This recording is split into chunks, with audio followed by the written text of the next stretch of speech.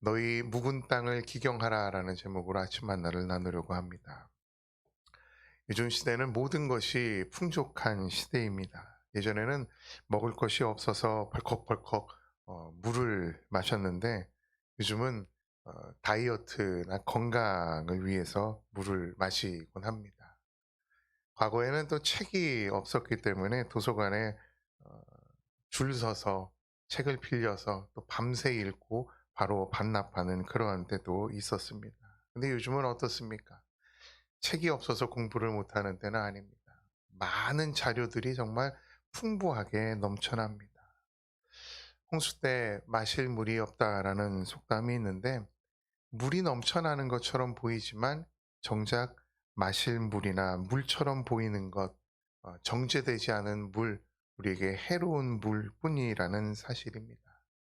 여러분, 말씀도 마찬가지입니다. 성경책이 귀해서 예전에는 그 한 권의 성경책을 가지고 읽는 특별한 장소, 사람들이 모였을 때만 선포되는 말씀이었는데 지금은 뭐 가지고 다니기가 귀찮을 정도로 개인적으로 한 권씩의 성경책은 다 있고 언제 어디서나 핸드폰을 켜면 말씀이 보이고 설교가 들리는 그런 때에 살고 있습니다.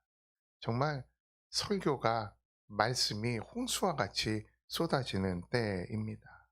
근데 다 같은 말씀이냐? 그렇지 않습니다. 우리의 성장을 방해하는 말씀도 있을 것이고 우리에게 해가 되는 말씀도 있다라는 겁니다. 여러분 열매를 보면 그 사람의 신앙을 안다고 하지만 내가 지금 무엇을 먹었는지 바로바로 열매가 나오지 않기 때문에 그 많은 시간 인내하고 또 분별하고 갈등하고 기다림의 시간이 필요하다라는 겁니다. 이러는 와중에 어떻게 하면 좋은 음식을 먹일까? 어떻게 하면 성장에 도움이 되는 것으로 어, 공급을 할까? 어떻게 하면 고단백, 고칼로리, 어, 영양분 이걸 어떻게 하면 어, 아이들에게 또 성도들에게 먹일까 하는 그 부모의 마음으로 우리들에게 어떤 말씀을 먹일지 고민하는 우리 목사님의 마음을 제가 대신 전화 드립니다. 내 귀에 말씀이 들릴 때가 있습니다. 또 들리지 않을 때도 있습니다. 근데 아침 저녁으로 물이 들어왔을 때 노를 저어야 되는 것처럼 아침 저녁으로 말씀이 선포되는 때가 바로 지금 이때인 것 같습니다.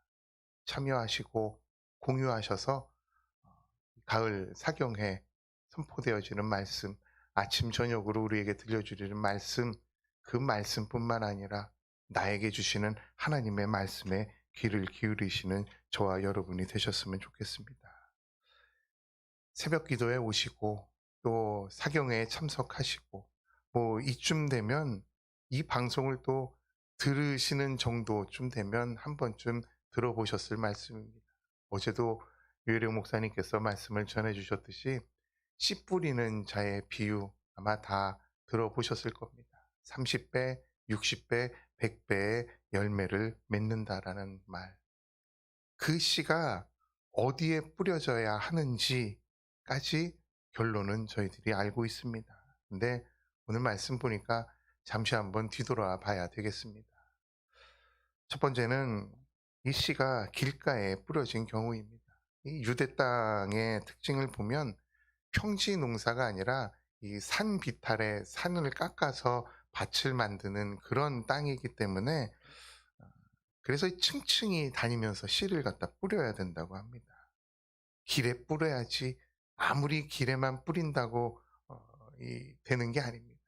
밭에 뿌려야 되는데 조금씩 길가에 떨어질 수밖에 없는 아주 협곡한 곳에 농사를 짓게 되는데 자연적으로 길에 떨어질 수밖에 없습니다. 근데 길에 떨어지면 자라지 못한다라는 겁니다. 더 많은 양을 뿌리기 위해서 이 소나 양의 등에 자루에 씨를 갖다 해놓고 구멍을 내서 이렇게 걸어가게 합니다. 그럼 쫄쫄쫄쫄하고 또 씨가 뿌려지겠죠.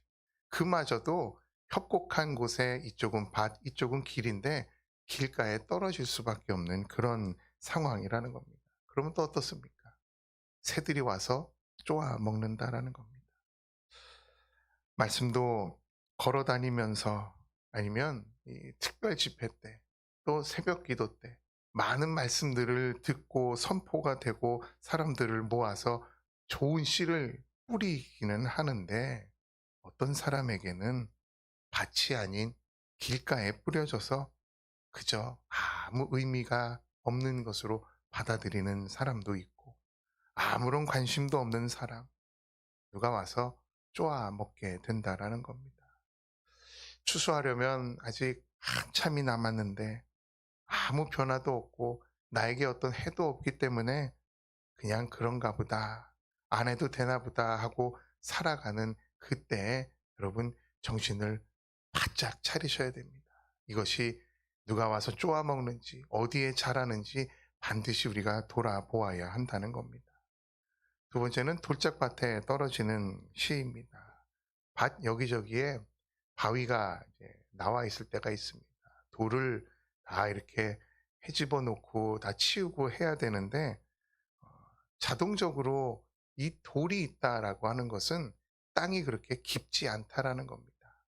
땅이 얇기 때문에 그 증거가 자리를 잡지 못해서 그 씨가 자리를 잡지 못해서 결국 죽어 없어진다라는 겁니다. 씨는 뿌렸습니다. 시작은 했는데 땅이 얇아서 열매를 맺지 못하는 경우. 세 번째는 가시밭에 떨어지는 경우입니다. 사는 것도 그렇습니다. 좋은 것보다는 나쁜 소식, 나쁜 습관들이 빨리 전파되고 습득되는 것 같습니다. 이 곡식들도 마찬가지입니다. 가시덩굴 이런 잡초들이 아주 좋은 곡식, 알곡보다는 좀 더 빨리 자라는 경우가 있다라고 합니다. 진짜 생명을 죽이기 때문에 그 가라지와 같은 잡초와 같은 가시덩굴 이거를 빨리 파악해서 조심해야 된다라는 겁니다. 이것이 뭐냐? 세상의 염려와 근심 이것이 어찌 보면 우리가 가져야 되는 생명의 말씀보다 빨리 자라서 그 생명을 죽이게 하기 때문에 가시밭에 떨어지는 것마저도 우리가 돌봐야 된다라는 겁니다. 마지막은 옥토와 같은 마음입니다. 최고의 밭이죠. 아주 좋은 땅에 좋은 씨가 뿌려져서 열매를 맺는 아주 최상의 조건의 말씀. 이 네 가지 외에 오늘 말씀 보니까 한 가지의 땅이 더 등장을 합니다. 바로 그것은 묵은 땅과 같은 마음입니다. 12절 말씀 보니까 지금이 곧 여호와를 찾을 때니 너희 묵은 땅을 기경하라. 여러분 이 묵은 땅 오랫동안 관리를 하지 않아서 그냥 버려진 땅입니다. 그래서 굳어지고 잡초가 무성하게 자란 땅을 말합니다. 딱딱해져서 어떠한 비도 어떠한 태양도 어떠한 영양분도 들어가지 않는 묵은 땅. 아마 오늘날 교회 우리의 마음을 두고 비유로 하신 말씀이 아닌가라는 생각을 해보게 됩니다. 여러분 이 땅이 원래부터 굳은 땅이었고 묵은 땅이었느냐? 그렇지 않습니다. 한때는 좋은 열매를 맺었던 알곡을 맺었던 좋은 땅.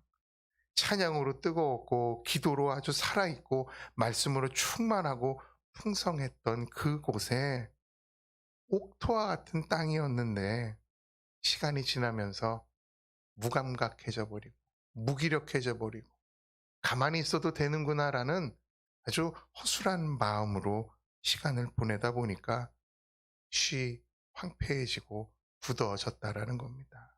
여러분 이러한 상태가 되면 뭐 주변에 어떤 말도 어떠한 영양분도 어떠한 햇빛이나 물도 스며들지 못한다라는 겁니다. 이럴 때 성경을 읽거나 설교를 들어도 아무 느낌이 없고 감동도 없다라는 것.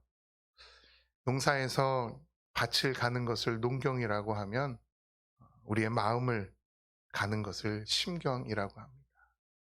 그것을 성경적으로 해석한다면 이 심경은 바로 회개하는 겁니다. 제가 군대에 있을 때 당번병이었는데 대대장님이 어디 가시면 꼭 주임원사님이 저를 불러서 삽 갖고 와라, 곡괭이 갖고 와라. 그래서 뒷산에 가서 계속 그냥 땅을 일구었던 그런 기억이 납니다.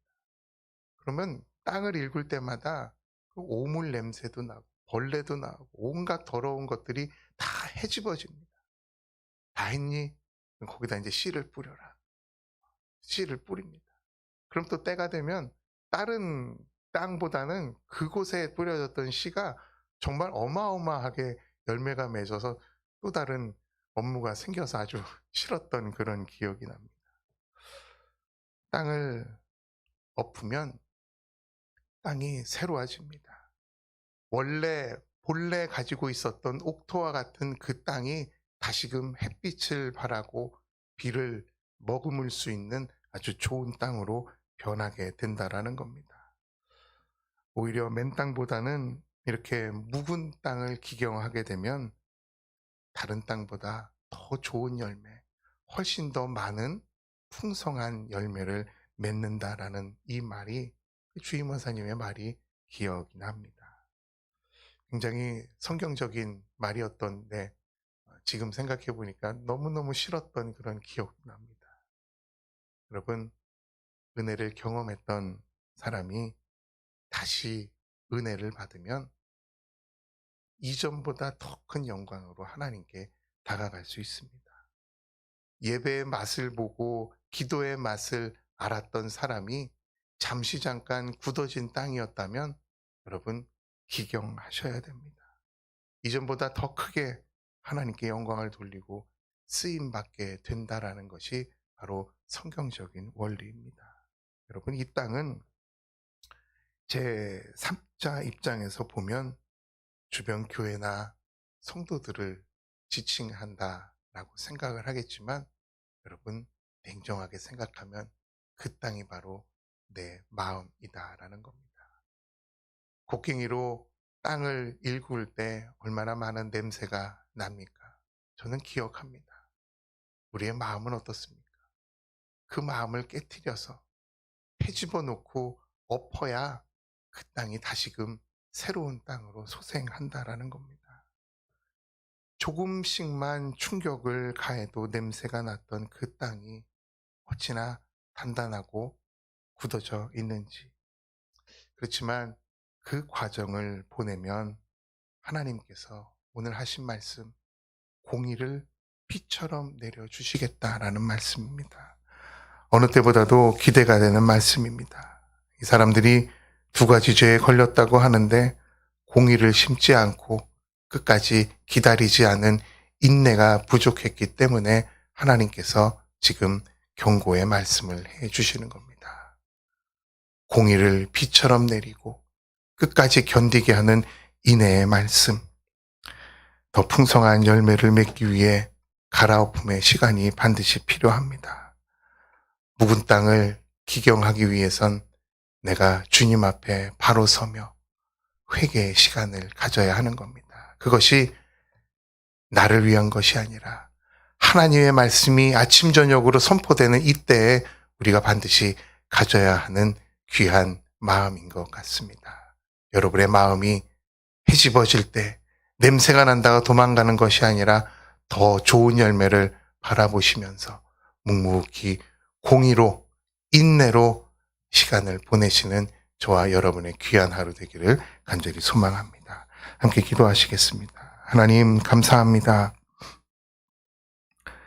냄새가 나면 많은 사람들이 떠날 것 같고 내가 어떻게 될 것 같지만 하나님의 큰 계획하심은 다시금 묵은 땅이었던 땅을 옥토와 같이 바꿔주시겠다라는 주님의 섭리임을 기억합니다.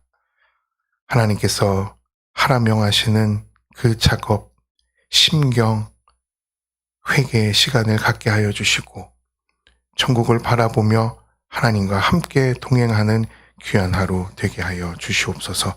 감사드리며 예수님의 이름으로 기도합니다. 아멘.